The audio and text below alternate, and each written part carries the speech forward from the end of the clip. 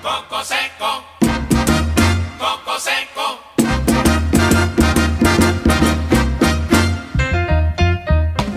Hello everybody, I'm Chris Fernandez with GSN Global Sports Network here in Houston, and today we're here with Miss John Foster, the John Foster Tennis Academy. What does she do to prepare for a tournament, and how often does she play tournaments? That's a good question, Chris. I don't think we're doing anything different. We might be working on maybe more touch we've been doing, like lob shots, getting better. Basics. We don't do much specific training tournaments because I have training tournaments so often. It's kind of part of my tennis life. So it's very, and like my dad and I always, like, the only people that actually disagree with us is my mom. And we think that 12 is kind of a learning experience and 14 is the real part where it actually matters is 16s and 18s. I mean, so many people are like really good in 12s and 14s, and when they enter 16s, they're like give up. Yeah, 16s it thins out. Is there a reason why? It thins out. They decide they can't be, or they're tired of tennis. A lot of them have been playing since they're 8 or 9, and they're not reaching the top, or they're not in. So if they're not in the top, or their usually parents they're are being falling too out. strict. And that's I had a lot of people, like 30 people do that. Yeah. And that's just one of the questions. How do parents deal with the success, or I'm going to say the lack of success in the majority of tennis players? Because there's always, I thought my son, my daughter's going to reach a certain goal, whether it's football or swimming or volleyball for the young ladies. How do they deal with that lack of success? I think, see, the problem with success, a lot of times you can have success, but you're lost. Like she lost in the National Girls 11s by 2 points in the tiebreaker. And Little Mo's daughter talked to her afterwards and said, "You lost, but that was some of the greatest tennis that I ever seen." Yes, and the lady has seen the greatest tennis, some players that have become #1 in the world. For her to say that to Tiana, Tia is, it's something to know. So, and I don't think her parents or anybody realized it. When I saw it on Facebook, you should see it. She doesn't have to say that to her. Right. And, so that's a big compliment. Now, how you build confidence, she didn't win that match, but she has to build confidence from somebody that saw that match and realized, I played a great match. That builds confidence, but that could have been overlooked if it wasn't brought to the attention. Tia, I have a question for you. How do you feel about Coach John Foster, and how long has he been coaching you? He's been coaching me. He's the first and last coach I will be having, for sure, most likely until he dies. That's a nice. That's a strong one. Until then, or if he's sick or something happens. I'm gonna take that as And then, John Foster's a very good coach. Yeah, he's a good coach. A few ticks here and there about his negative side, but everyone has negative. Oh yeah, everyone has negative sides that we don't like or don't see. Everyone knows I'm awesome, but I'm hard. Well, I saw her when she was like this big. Her dad was out there running around. It took me about 6 months to get his attention to, give her form. Where was this at? Where was this? This was at New Territory when I first saw her. And I never had a coach there. My parents coached me. Her dad's out there, they're back very. to the previous question where you talking about parents, how they deal with non-success. I think I'd be able to explain that very well.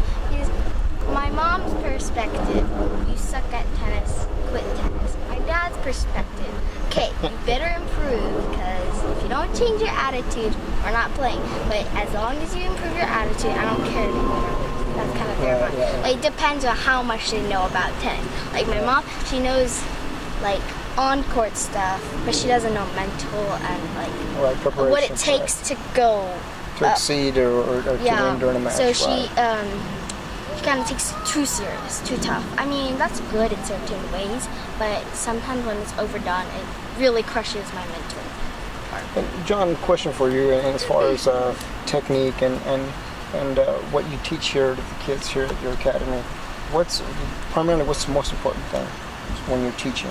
Fundamentals, technique, what exactly? It's mostly fundamentals, and like she said, we're not working on new things. We're still working on fundamentals. Like, she's hitting the ball real good, and right now we're working on keeping both feet on the ground and a weight transfer and balance, so that she's hitting balls and she's not jumping at everything, or I should say exploding at everything. load and explode. Well, you load and explode when you have a good opportunity and you have a green light ball and it's a good shot. But you shouldn't be loading and exploding on every ball you hit. That's not how you do it. You got to keep your feet on the ground. So mostly fundamentals, but also being positive. The one thing I think she's succeeded, even though, like she says, she has a mom that's just real tough on her. Like most kids out there, they have parents that are just brutally too hard on them, but I've been by her for 5-6 years now, and so I've been telling her, look, in one ear and out the other ear. Right. So I think she's done well with handling that. Because you have to be positive with the kids. You can't take $1 million computer and plug a bad virus into it. The computer's no good anymore. Well, the same thing when you have a kid and they're going, and if you tell them they're bad, no matter how talented they are, they're going to be limited. The virus is there. So I really try to help parents. I coach parents a lot more than I coach kids. I really do. That's the main thing. Sometimes it works, sometimes it doesn't. But the kid, I love it. The kid's ears perk up a lot of times when I go, hey, I know you're under pressure, trust me. And I might use Tiana as an example. I said, do you know what Tiana deals with? Do you know what so-and-so deals with? And they go, wow, okay. So it makes it a little easier, but I don't know if everybody can deal with it as well as she has. I mean, she's a champion. She's going to be a bigger champion. I see her playing on the pro tour and succeeding. So and that was my next question, John. Where do you see Tia in the next years? In the next year, I believe that the time that we're putting in right now, besides all the time she puts in with her dad and at her hitting academies and they're doing the right things and we're working together so that in the next year she's 11, 12, by 13. You're either making it or you're not making it. So we'll know in the next year or two whether, because at 13, 14, she should be beating every 18-year-old and be able to compete with the pros, even though she won't be able to on the pro tour, but we should be at that level. So that leads up to my next question. Where do you draw the line at the age that she is right now? Who can she beat? Who should she beat? Who should she play? It doesn't matter with who I can look at what she's doing out there and tell you who she's going to beat and who she's not going to beat. That doesn't even matter right now. What matters is that she keeps developing physically strong, she keeps doing things fundamentally correct, and she keeps improving her shot making abilities. And that's one thing I'm very good at. You ask me, what I do. I push limits. If a kid, and I know the professional targets. In fact, I worked with the player that was top 50 in the world, 48 in the world, and traveled with her when she was 70 in the world. And I saw the pros that are out there and did that for a year. The targets are the problems with these girls, and the main thing is, even at the top level, top 100 in the world, they're defending when they need to be attacking, and they're attacking when they need to defend. And it's that simple, much less at this level here that she's at right now. So do you think she's at the appropriate level mentally and in her game, and being aggressive and non-aggressive at the right situation? She's learning. She has a lot to learn. She's impressed me a few times, which I can't teach her everything, and that's one reason why she's a talent. I've seen her do stuff that impressed me that her dad didn't understand. People didn't. Why is she doing this? And I know why she's doing it. She knows why she's doing it. She'll come off the court just like, my pro would. Well, why are you doing this? And they'll come off and say, well, they were forcing me.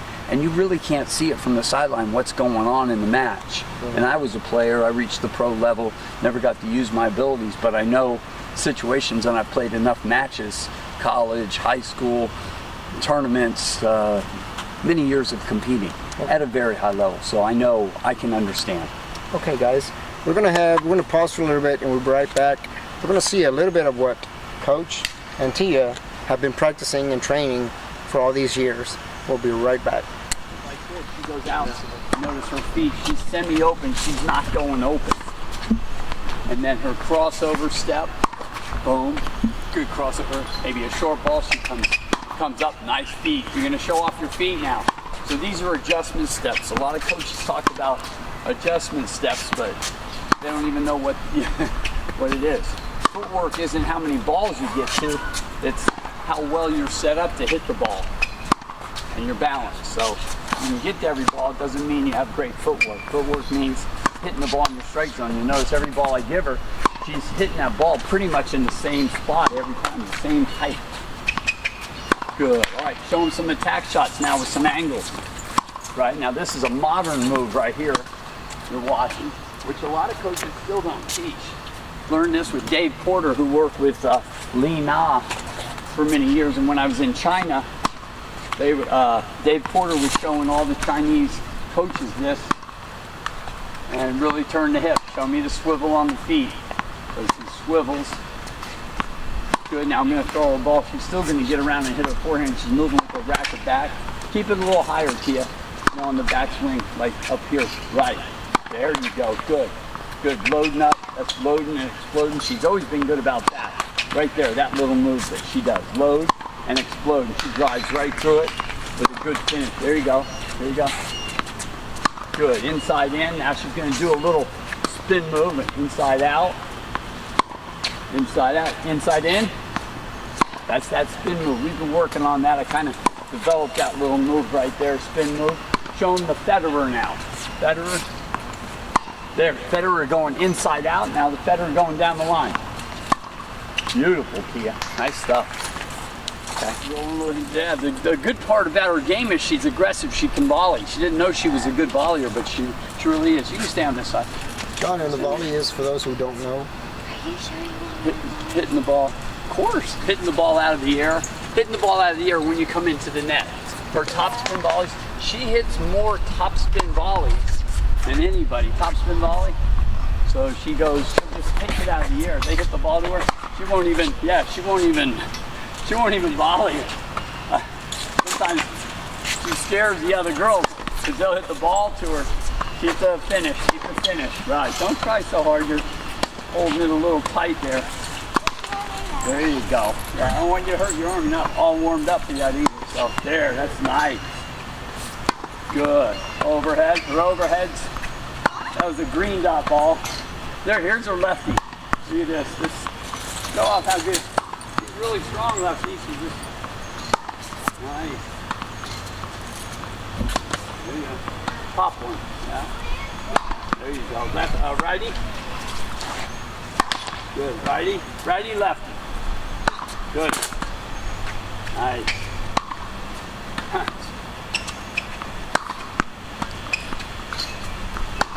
Good placement. She just placed that right over there. That was good. All right, some volleys. Let's see what you got.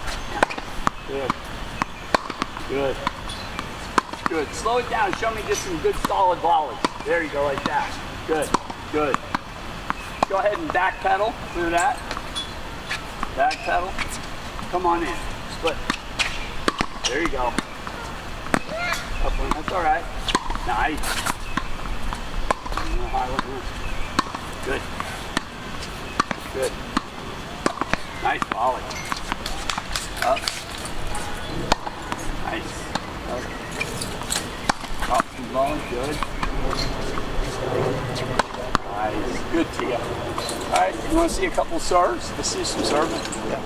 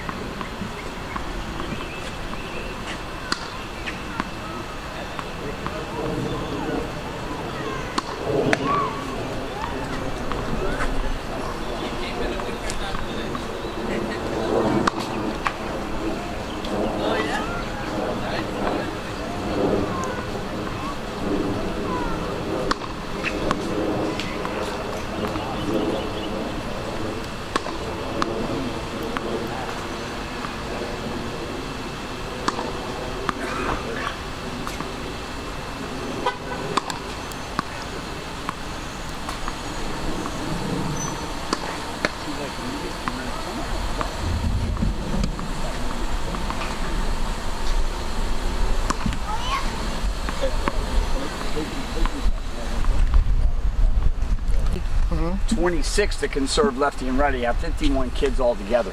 Wow. So it's interesting. And I've done that because now, because of like what happens with her. She's reached a certain level to where she, you can't play with her left hand because it's not as strong, and at that level, you know, she's struggling. So if she had used it earlier, you know, now she would have it. How do you feel when you play someone who's older than you? I feel excited, and every time I win, I like to kind of make them feel ashamed and embarrassed because they're losing to a little kid. And are there any special, I guess, routines right before you play them? Is there any planning on how Same you're thing. going to attack the person? No, just same thing. Aggressive game. Aggressive thing? As That's always. it? What It always about works. your defense? Is that aggressive also, John? See, Is that what you coach? Yeah, Well, my defense is sort of aggressive. Unless if I'm really put in a position that I have to get the ball back in, I'll do that. But I'll try to be as aggressive as I can. she's looking, the way I coach tennis is a little different than what most people coach tennis. You go out there on the tennis court, and most players are taught, well, I'm going to find out what my opponent does wrong, and then I'm going to use that against them to win. I don't want my students to do that. They have a game plan. They know how to use patterns. They know what they do good strength-wise to be aggressive, like she just said. So I go on the court, and I'm going to be aggressive and play my game, and you can't stop me. Now, while I'm running you over and doing my game, I'm going to find weaknesses in your game, and I'll use that on certain points to win also. But it's not, my main game plan isn't to find out what you do weak. And most of the time when you play tournaments, you know who you're playing, and you know their weaknesses, and you know certain things you'll use in certain situations. John, how do you train her to prepare for a certain tournament? And how many tournaments are in? When do you know when she's ready for a tournament? After how many weeks or days? She's always playing tournaments now. I mean, she has it on her schedule. How many tournaments? 2 a month, except for this month because I was injured. And you go where? Like, All over Texas, all over the USA. Coco